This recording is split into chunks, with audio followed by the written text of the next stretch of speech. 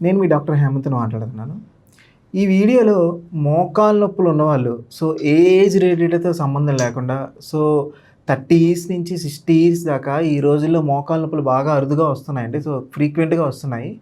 ఈ మోకాళ్ళ నొప్పులు తగ్గించడానికి ఇంట్లోనే హోమ్ రెమెడీ చేస్తూ ఎక్స్టర్నల్ అప్లికేషన్ కింద రిలీఫ్ ఎలా వస్తుందో అన్న దాని గురించి మాట్లాడుకుందాం. ముందుగా అసలు ఈ మోకాళ్ళ నొప్పులు దేనికొస్తాయి? ఏ టైంలో చాలా ఇంపార్టెంట్ సర్జికల్ దాకా పడే ఛాన్సెస్ ఉన్నాయి? ఏ టైంలో డాక్టర్‌ని కలవాలి? అసలు దీని సింప్టమ్స్ గురించి, అసలు దేనికొస్తాయన్న విషయం గురించి మనం మాట్లాడుకుందాం.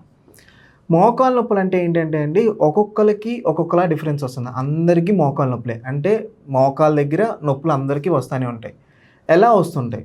కొంతమందికి మార్నింగ్ పూట ఎక్కువగా ఉంటాయి. అంటే ఉదయం లేవంగాల్నే పెయిన్స్‌తో బిగిన్ అవుతూ ఉంటారు. కొంతమందికి స్టెప్స్ ఎక్కుతుంటే బిగిన్ అవుతూ ఉంటారు. కొంతమందికి ఏదైనా అప్‌లో గానీ, ఏదైనా కొండ గానీ, ట్రెక్కింగ్ గానీ అలాంటివి చేస్తున్నప్పుడు నొప్పులొస్తూ ఉంటాయి. ఇవి సాధారణంగా ఉండే పెయిన్స్. కొంతమంది 4 అడుగులే వేయలేరు. కొద్దిగా దూరం నడవంగాల్నే మోకాల్లోని క్రాక్లింగ్ సౌండ్ వస్తుంది. అంటే టక్, టక్, టక్ అలాంటి సౌండ్స్ అన్నీ వస్తూ ఉంటాయి. ఇవన్నీ మోకాళ్ళ నొప్పులకు సంబంధించినవే. ఇవన్నీ మీ మోకాల్లో గుజ్జు అరిగినియి అని చెప్పడానికి ఒక సంకేతమే. ఎంత కాలంగా ఉంటున్నాయన్న దాని గురించి కూడా మనం కన్సిడర్ చేయాలి. అప్పుడే ఐడెంటిఫికేషన్ అయ్యిందా? లేదు లేట్‌గా ఐడెంటిఫికేషన్ అయిందా? ఎందుకంటున్నానంటే అండి, ఎర్లీ డయాగ్నోసిస్ చేస్తే ఎర్లీగా ట్రీట్మెంట్ బిగించేయొచ్చు. Early diagnosis, early treatment, early cure. అంటే ఏ డిసీజ్‌నన్నా మనం తొందరగా ఐడెంటిఫై చేస్తే అది తొందరగా తగ్గడానికి ఆస్కారాలు చాలా వరకు ఎక్కువగా ఉన్నాయి. అందుకే మీకు ఇలాంటి లక్షణాలు ఏమైనా ఉన్నాయనుకోండి, వెంటనే ఐడెంటిఫై చేయండి. అది సివియారిటీలో ఉందా? మైల్డ్‌గా ఉందా? మోడరేట్‌గా ఉందా? సివియారిటీలో ఉందా? ఆ సివియారిటీని బట్టి మనం తీసుకుంటూ ఉంటే సరిపోతుంది. లేదు మనం ఏదైనా ఎక్స్‌రే తీపిచ్చామనుకోండి, అందులో మీకు డైరెక్ట్‌గా రిపోర్టే వచ్చేస్తుంది. ఆస్టియోఆర్థరైటిస్ గ్రేడ్ 1 అని, గ్రేడ్ 2 అని, గ్రేడ్ 3 అని. అపార్ట్ ఫ్రమ్ ల్యాబ్‌లో కాకుండా ముందు మీకు తెలిసిపోతుంది. సింప్టమ్స్ ఎంతవరకు ఉన్నాయి? పెయిన్ ఎక్కువగా ఉందా? మైల్డ్ ఉందా? మోడరేట్ ఉందా? సివియర్ ఉందా? ఇలా డిఫరెన్షియేషన్‌లో మీకు తెలిసిపోతూ ఉంటుంది. ఇవి మోకాళ్ళకి సంబంధించిన పెయిన్స్. అసలు దేనికొస్తున్నాయి ఈ పెయిన్స్ అన్నీ అన్న మెయిన్ రీజన్ మీద మనం చూసుకుంటే అండి, ఏజ్‌తో సంబంధం లేదు. అంతకుముందు ఏంటంటే 60 ఇయర్స్, 50 ఇయర్స్‌కే మోకాళ్ళ నొప్పులు ఎక్కువొచ్చేవి. ఎందుకు? ఆ ఏజ్‌లో కాల్షియం డిపాజిషన్స్ తక్కువ ఉండటం వల్ల మోకాళ్ళలో డీజనరేషన్ అనేది బిగిన్ అవుతూ ఉండేది. ఇప్పుడు ఏజ్‌తో సంబంధం లేదు. 30 ఇయర్స్ వచ్చిన వాళ్ళకి కూడా పెయిన్స్ వస్తున్నాయి, మోకాళ్ళ పెయిన్స్. 30 ఇయర్స్ వచ్చిన వాళ్ళకి గ్రేడ్ 4 ఆస్టియోఆర్థరైటిస్ ఉన్న వాళ్ళు కూడా ఉన్నారు. 30 ఇయర్స్, 25 ఇయర్స్, 50 ఇయర్స్, 60 ఇయర్స్ అన్న మాట పోయిందప్పుడు. ఎర్లీ ఏజ్‌లో కూడా మోకాళ్ళు అనేది డీజనరేషన్ అయిపోతూ ఉంటుంది. దేనికి మల్టిపుల్ రీజన్స్ ఉన్నాయండి. మేజర్‌ది ఈ రెండిటి అసలు మేజర్ దాని లోపల జరిగే మెకానిజం గురించి మనం మాట్లాడుకుంటే, 2 మోకాళ్ళ మధ్యలో సైనోవియల్ ఫ్లూయిడ్ అనే గుజ్జు ఉంటుంది. అంటే ఒక మోకాలికి, ఒక్కో మోకాలికి రెండిటికి మధ్యలో మోచిప్ప ఉంటుంది కదా! ఈ రెండిటికి మధ్యలో సైనోవియల్ ఫ్లూయిడ్ అని ఉంటుంది. అంటే గుజ్జు అనుకోండి. పల్ప్ క్యావిటీ లాంటిది ఉంటుంది. ఇది అరిగిపోతుంది. రెండిటి మధ్య ఉన్న సైనో ఫ్లూయిడ్ డీజనరేషన్ అయ్యి 2 బోన్స్ దగ్గరికి ఇలా కంప్రెస్ అవుతూ ఉంటున్నాయి. ఇలా దగ్గర కంప్రెస్ అయినప్పుడు ఈ బోను ఫ్రిక్షన్ ఎక్కువగా ఉంటుంది. ఫ్రిక్షన్ అవుతున్నప్పుడు ఏముంది? మోకాలు 2 మూవ్ చేస్తున్నప్పుడు పెయిన్ ఎక్కువగా రావటం. క్రాక్లింగ్ సౌండ్ దేనికొస్తుందంటే రెండుకే వస్తుంది. మనం చూసారా డోర్ మనం ఏదైనా ఓపెన్ చేసినప్పుడు టక్ టక్ అని సౌండ్ వస్తుంది. దేనికొస్తుంది? మళ్ళీ దాని మధ్యలో ఆయిల్ ఏయంగానే నార్మల్ అయిపోతుంది. ఇదే డోర్‌కి దీనికి మధ్య ఫ్రిక్షన్ ఎలా ఉంటుందో అలాగే మోకాళ్ళకు కూడా 2 మోకాళ్ళ మధ్యలో గుజ్జు అరిగిపోవటం వల్ల ఫ్రిక్షన్ అనేది ఏర్పడుతుంది. దానివల్ల మోకాళ్ళు చిన్న దూరం నడుస్తున్న క్రాక్లింగ్ సౌండ్ రావటం, ఏదైనా ఎక్కుతుంటే నొప్పి రావటం, ఇలా సివియారిటీని బట్టి మారిపోతూ ఉంటుందండి. ఇది లోపల జరిగే మెకానిజమ్స్. అసలు దేనికొస్తుంది ఏంటి అని దాని గురించి మాట్లాడుకుంటే అండి, ఒక్కొక్కళ్ళలో ఒక్కొక్క రీజన్ అయ్యి ఉండొచ్చు. ఒకళ్ళలో ఓవర్ వెయిట్ అయ్యి ఉండొచ్చు. ఇప్పుడు చూసుకుంటే ఊబకాయం, ఒబెసిటీ చాలా ఫ్రీక్వెంట్‌గా ఉంటుంది. ఒబెసిటీ అనేది మేజర్ రీజన్ అయిపోతుంది. ఎందుకు? వాళ్ళు తినే డైటరీ హ్యాబిట్స్ వల్ల గానీ, ఎక్కువ ఆహార పదార్థాలు తీసుకున్నారు, ఓవర్ వెయిట్ అవుతున్నారు, జెనెటిక్ టెండెన్సీ వల్ల. ఈ ఓవర్ వెయిట్ అయినప్పుడు వల్ల ఏమవుతుంది? మోకాళ్ళ మీద ప్రెషర్ పడుతుంది. మోకాళ్ళు వీక్‌గా ఉన్నాయి. ఆ ఓవర్ వెయిట్ మోకాళ్ళ మీద ప్రెషర్ పడుతుంది. ఆ ప్రెషర్ పడినప్పుడు ఏమవుతుంది? మోకాల్లో డీజనరేషన్ అయిపోతుంది. One of the reason over weight. Next thing age related issues. అంటే ఒక ఏజ్ రిలేటెడ్ అంటే 50+, 60+ వచ్చిన తర్వాత ఏముందంటే మోకాల్లోని గుజ్జు అరుగుతూ ఉంటుంది. దేనివల్ల? కాల్షియం డిపాజిషన్స్ తక్కువ ఉంటాయి, వైటమిన్ డి తక్కువ ఉంటుంది. ఇలా డీజనరేషన్స్ అంటే కావాల్సినంత పోషకాహారాలు అందకపోయినా దీనివల్ల డీజనరేషన్స్ అయ్యే అవకాశాలు ఎక్కువ. ఇప్పుడు యంగ్‌స్టర్స్‌లో మనం మాట్లాడుకుంటేనండి దేనివల్ల ఈ డీజనరేషన్స్ వస్తున్నాయి ఏంటి అంటే, ఒకటి ఏదైనా ఇంజ్యూరీస్ ఏదైనా జరిగినప్పుడు మోకాళ్ళ మీద ప్రెషర్ పడి మోకాలు డీజనరేషన్స్ అయ్యే ఛాన్సెస్ ఎక్కువగా ఉన్నాయి. సో ఇంకొక రీజన్ గురించి మనం మాట్లాడుకుంటే అండి, మేజర్ రీజన్ ఇదే. వైటమిన్ డి, కాల్షియం డెఫిషియన్సీలు ఉంటున్నాయి. ఎందుకు?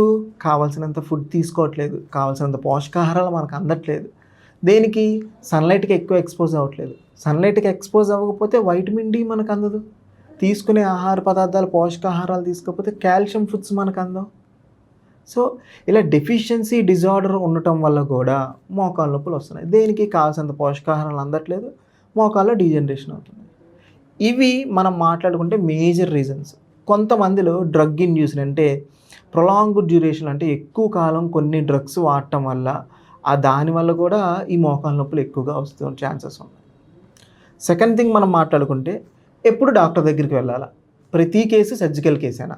అంటే మోకాళ్ళ నొప్పి వచ్చినాయి అంటే ప్రతిదీ సర్జికల్గానే అన్న ఒక అపోహ అనేది ఉంటుందండి. మోకాళ్ళ నొప్పి వచ్చిన ప్రతి కేసు సర్జరీ కేసు కాదండి. అందులో రకాలు ఉంటాయి. గ్రేడ్ 1 అని, గ్రేడ్ 2 అని, గ్రేడ్ 3 అని, గ్రేడ్ 4 అని, అలా డీజనరేషన్స్ అనేది ఉంటుంది. అంటే మోకాల్లోని అరుగుదల ఏ దశలో ఉంది. నాకు నిన్న ఐడెంటిఫై అయిందండి కానీ 4వ దశలో ఉందండి అంటే అలా కాదు. సో అప్పుడు ఐడెంటిఫికేషన్ అయ్యింది, మీరు తొందరగా దాన్ని గ్రాస్ప్ చేయలేకపోయారు. సో ఆ పెయిన్స్ని మనం అలా నెగ్లెక్ట్ చేసుకుంటూ వెళ్ళాం. సో అలాగా వచ్చిన మోకాళ్ళ నొప్పి వల్ల సర్జికల్ కేసు కాదు.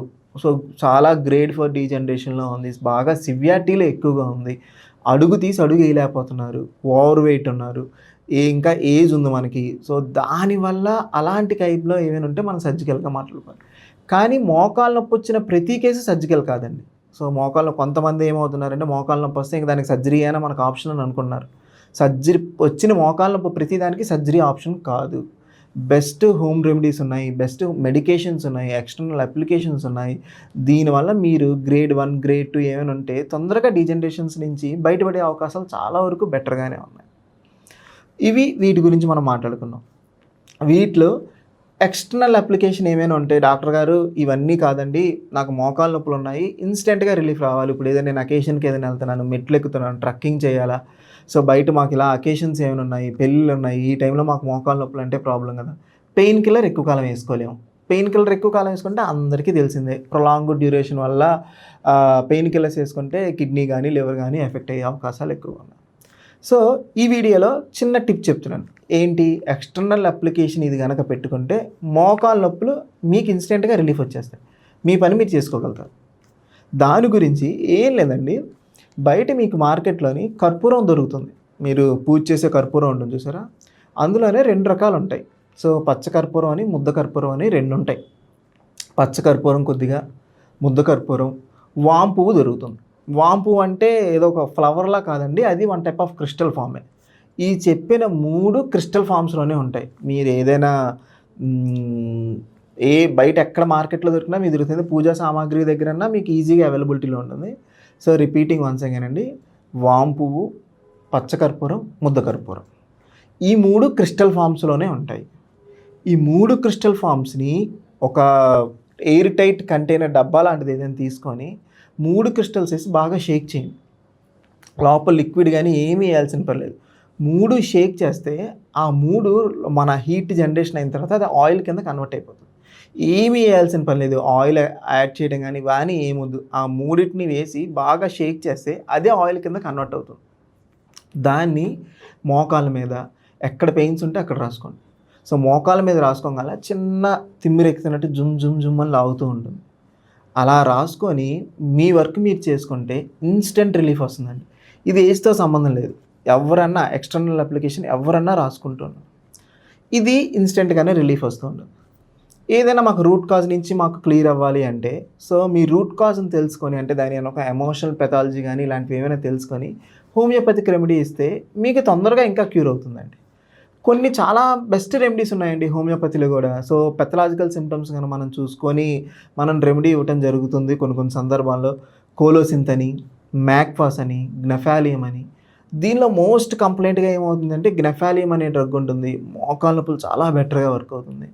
ఇంకా మీకు బ్రయోనియా అన్న డ్రగ్ ఉంటుంది, రస్టాక్స్ అన్న డ్రగ్ ఉంటుంది, ఆర్నికా అని ఉంటుంది, ఒక నర్వ్ ఇంజ్యూరీస్ లాంటివి ఏమైనా ఉంటే అలాగా హోమియోపతిక్ రెమెడీస్ బెస్ట్ ఉన్నాయండి. సో మోస్ట్లీ ఏంటంటే రస్టాక్స్ అనేది చాలా బెటర్గా వర్క్ అవుతున్నది. ఇవన్నీ పెథలాజికల్ సిమ్టమ్స్ కింద మనం కన్సిడర్ చేసుకుంటే. లేదు సైకలాజికల్ ఇష్యూస్ అంటే మన యొక్క మానసిక సంబంధించిన సిమ్టమ్స్‌ని, ఫిజికల్ సిమ్టమ్స్‌ని, ఫిజియలాజికల్ సిమ్టమ్స్‌ని అన్నిటిని కవర్ చేసి హోమియోపతిక్ రెమెడీ ఇస్తూ ఆ ఎక్స్‌టర్నల్ అప్లై చేసుకుంటేనండి చాలా వరకు నీ పెయిన్స్ ఉన్న వాళ్ళకి ఒక 6 మంత్స్, 5 మంత్స్, ఒక 1 ఇయర్ లోపే, ఒక 6 మంత్స్ లోపే మీ పెయిన్స్ అన్నీ క్లియర్ అయిపోతాయంటండి. ఆ రూట్ కాజ్‌ని కూడా మనం క్లియర్ చేయాల్సి ఉంటుంది.